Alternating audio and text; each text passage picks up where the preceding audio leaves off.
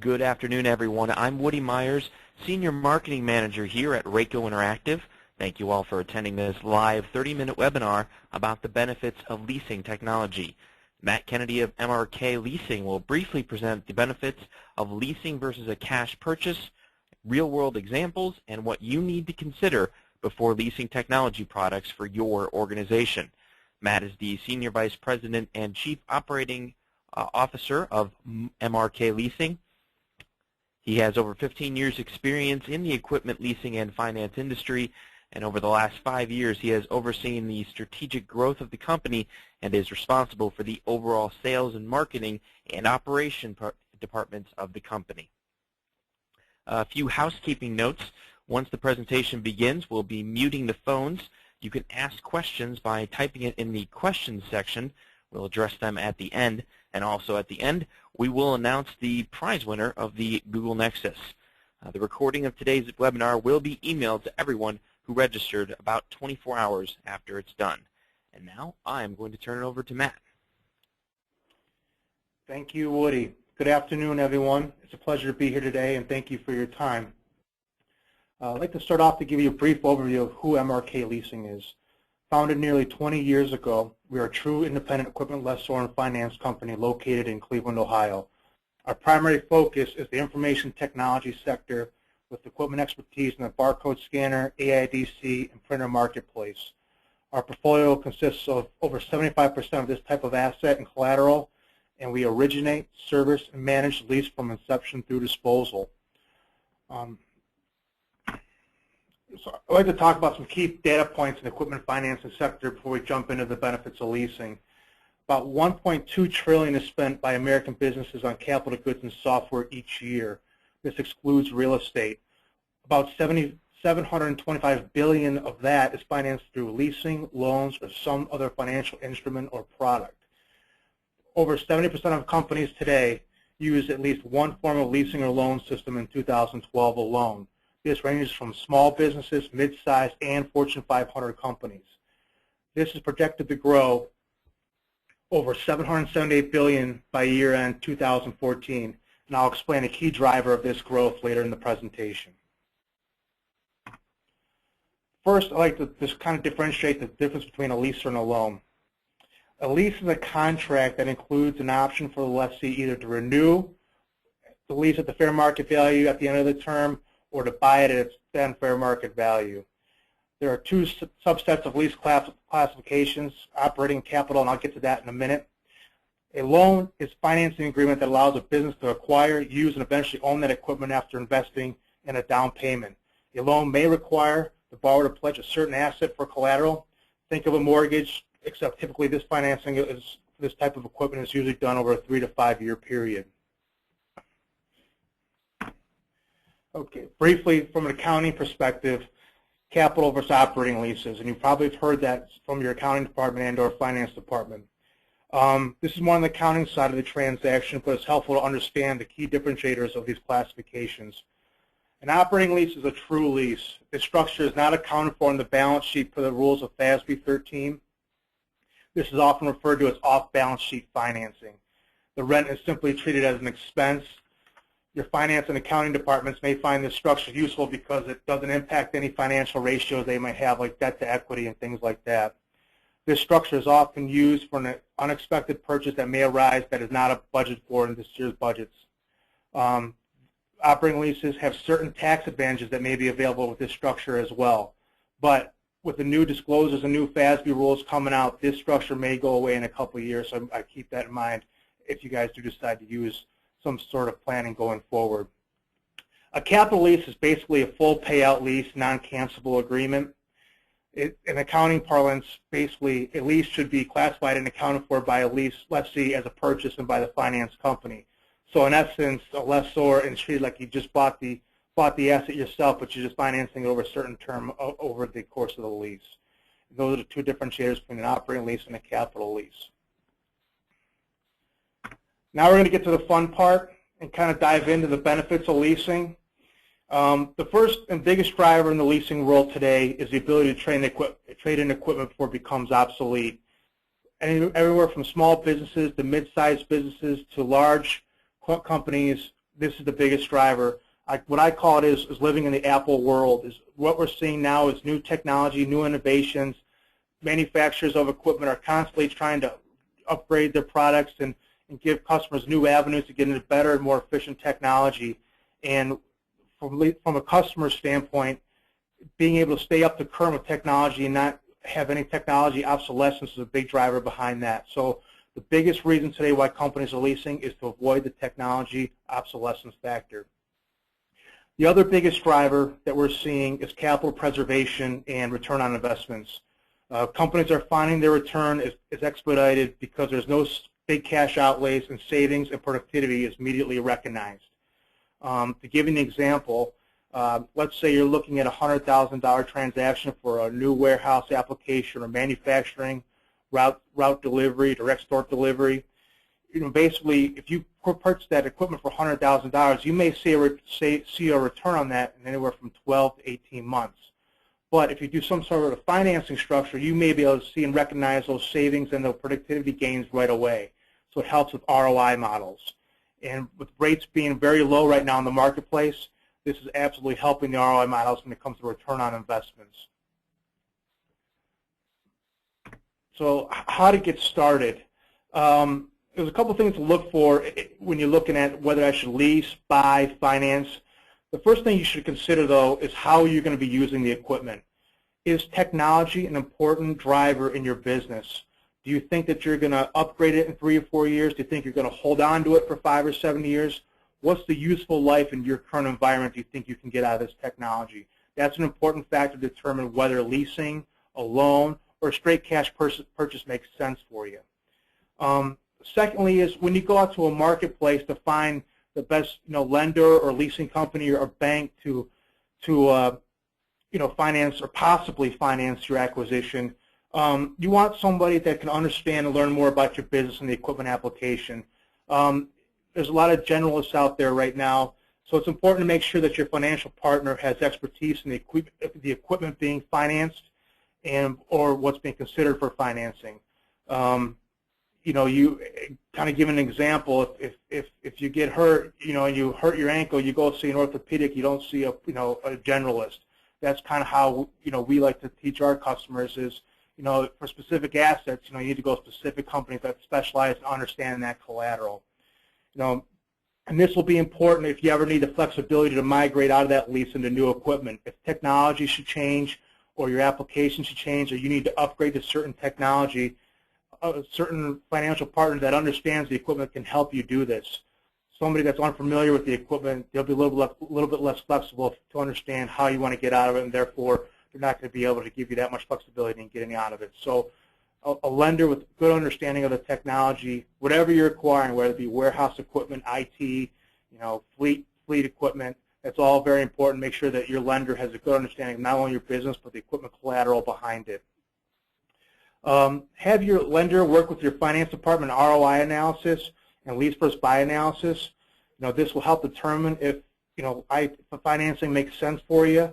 The decision of lease versus buy or loan or financing is a collaboration between IT and finance. Typically in the past this was mostly a finance decision, but as IT becomes more relevant and driver people's business applications, these two departments need to work together to find out exactly how the best structure is, because technology may overcome some financing or vice versa. So you need to understand, what the best way is. These two departments talking to one another can help you achieve both a technology goal and a finance goal. So their goals should always be aligned. And if you decide to move forward with a lender or an equipment or a leasing company or bank, it's always obviously very good to carefully read your lease agreement. Make sure there's no unexpected charges or fees. Ask for references from your financial partner. Get references of their long-term contracts. Long-term customers. Your financial partner, should be part of a financing or lending organization like the Equipment Leasing and Financing Institution, or NEFA, or some other organization that requires, ethics and practice tests to keep up certain certifications. So that's all some important things that you should consider once you're choosing a lender or a bank or leasing company. Here I gave you a brief a payment example of how these two might differentiate. On the left-hand side, you'll see a lease. And from equipment description, I'm sorry, before I go on any further, if you have any questions, please type them in the questions section and we'll go answer them at the end of the presentation. So if you look at the payment example here, I used a $100,000 example in the beginning of the presentation, is that you have a lease on the left-hand side. Now, basically, this structure on the left-hand side is for, I use an example of barcode scanners and printers with equipment cost of $100,000 with a lease term of 36 months. So what we'll do as an example from our standpoint is we'll take a look at that equipment and assign a residual value to it to help drive down your monthly payment. So if you look at the monthly payment, it's not, from a present value standpoint, it's less than the $100,000 equipment cost of the transaction. So you're looking at $2,830 per month. Now, the left-hand side lease structure is for companies that would like to upgrade at the end of 3 years. If you think you're going to keep this equipment for 4 or 5 years, lease probably won't make sense for you in this regard because you're not looking to migrate, so maybe a more finance model will be more appropriate for you guys, but this is basically based upon a fair market value lease.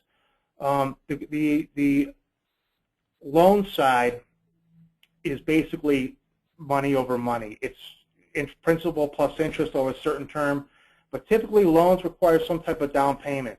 You could have anywhere from 10, 15 to 20% down. So basically what you do is you pay $100,000, you have a $100,000 equipment cost, and you do $20,000 down payment. The rest is financed over the term of the loan, and certain loan covenants may apply in terms of receivables or inventory financing. So, this gives you kind of a idea as lease versus loan.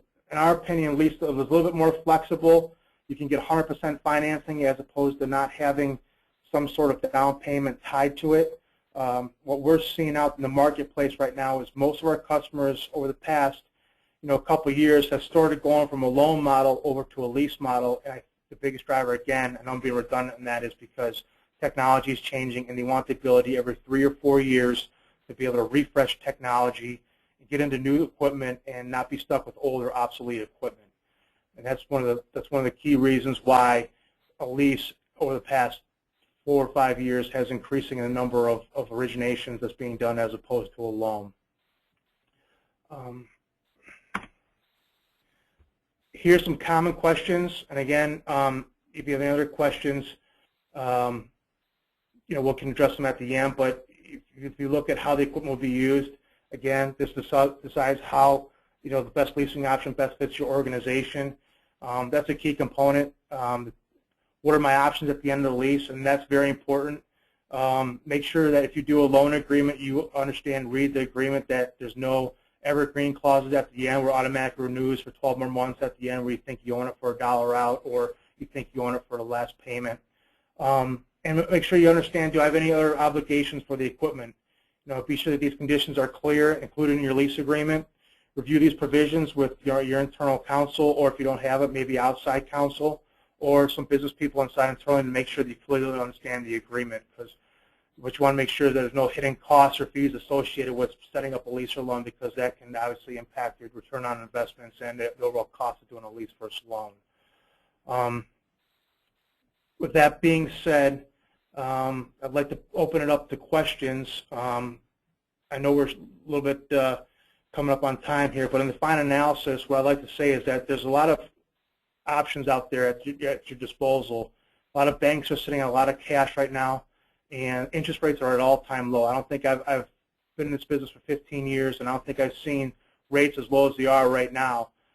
It's an opportunity time if you have equipment acquisitions to look at that and see if a lease program or a loan program makes sense for you. And it may not. Maybe a cash purchase makes sense for you, but at least looking at those options, doing internal return on investment models can help you. And your future financial partner, whether it be a bank or a leasing company, can help you with those return on investments and give you different ideas and maybe look at it a different way than you might be looking at it. So with that being said, I want to thank you for your time today, and I'd like to open it up for questions and go from there. Okay, Matt, we've got a couple questions for you. And remember, if you do have any questions still, go ahead and type them in the question section. Matt, if you wouldn't mind, would you mind talking a little bit more about what is a fair market value lease?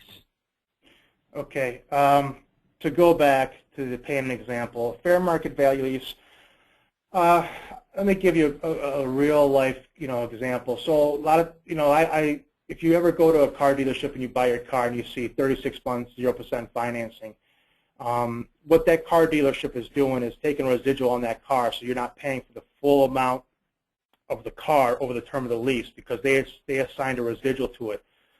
And what that means is that they assigned a value to it when they get that car back, or in this case, barcode scanners and printers, when they get that back, what they can sell out back in the secondary markets for. So at the end of that lease, at the fair market value lease, you have a couple options.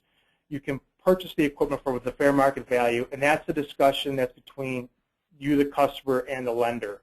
And basically, you have to come to some sort of agreement if you want to hold on to that equipment or that car to understand that the fair market value is this, and you come to an agreeable amount that if you want to keep the equipment. Or if you, let's say you want to keep the equipment at the end of the lease and the equipment's worth $5,000 and you want to finance the $5,000 over 12 months, you can do that also. Or simply, at the end of the lease, you just return it with no future financial obligation. So what it is an open-ended lease. And that is important because at the end of the fair market value lease, if you want the ability to return it, you have that ability. If you do a loan, you're basically, from an accounting perspective, acting as if you paid cash for it, so it's on your books. So you're depreciating that over 3 and most likely 5 years. So if you do want to upgrade that equipment from a loan perspective, you have 2 years of depreciation still on the books. So the lease structure fits in more nicely if you think you're going to upgrade that technology in 3 years. If you think you're going to hold on to it for 5 years, then possibly a different structure might be beneficial to you. Matt, you've got an example here showing that buying hardware pieces of technology. Can you also lease software? Yes, we can. Typically, most of my clients do that. Some pay for it directly, but we do what's called bundled packages, so we'll include the hardware, software, installation, maintenance, and any other type of soft costs that go along with that equipment. But it's up to you, though. If you guys, if you think that you want to just lease the hardware and pay for the soft costs directly, you can do that too, and that'll help in doing your models and pricing based upon it. But if it's all hardware, you're going to get a little bit better pricing from a lending institution than you would if it's a little bit of mix of hardware and soft costs, because soft costs is an intangible asset. You can't assign a residual value to it on a lease from that standpoint. All right, and it looks like the last question we have for you is, are there any tax incentives for leasing versus buying in 2013? There is a couple, and not to give you a generalist answer, but make sure you obviously check with your accounting or your outside tax departments, is that there's bonus depreciation for called Section 179, where it's 50% whether you lease or buy. Now, whether you lease or buy, that pricing is going to be included in both, because the owner of the asset, if it's a lease, would be us. We factor that into our pricing, so we factor that depreciation into our pricing. Now, if you purchase, there is Section 179 bonus depreciation available this year. I believe it's at 50%. That probably will go away come 2014. So there are some depreciation and tax advantages available this year for you to do that. Now, also an operating lease, which is a true lease, an open-ended fair market value lease, that can be treated as an expense, and there might be some tax advantages to you internally for that as well. But obviously, please make sure you talk with your internal accountants and finance people to make sure that's available, because some operating leases you can treat as an expense and grab some tax advantages with that also. All right, I have one more question here. At what point and under which circumstances can one opt out of a lease? That depends all on the certain bank or lending. Banks typically do not like to have you interrupt it. If you do a true lease, a fair market value lease, you have a little bit more flexibility. Basically, if you want to return the equipment, there's a couple factors that they'd have to look at. What the remaining payments are left, if they get that equipment back, what can they sell that equipment for, and whatever difference is there, which there probably will need to be made up. But in terms of opting out of a lease, if you just want to return the equipment in mid-course, you got to determine what the monthly payments are remaining on the current lease, what the equipment value is worth. But if you need to get out of a lease and you're replacing with new equipment, any type of shortfall can be rolled in to the new lease. If that answers your question. Okay, I've got, yes, I said thanks. One more question that I see here is, do I need an extended warranty on the equipment when leasing?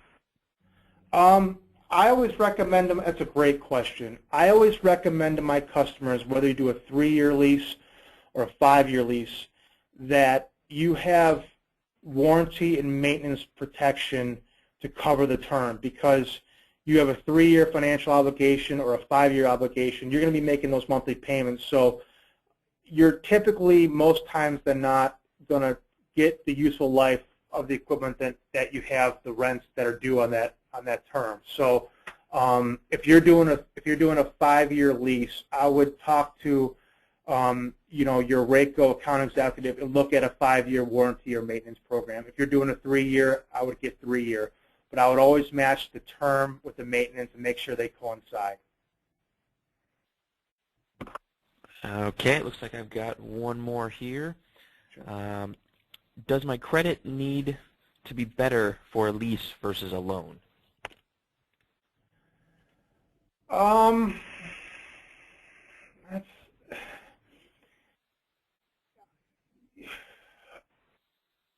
I think they from an underwriting standpoint, they pretty much look the same.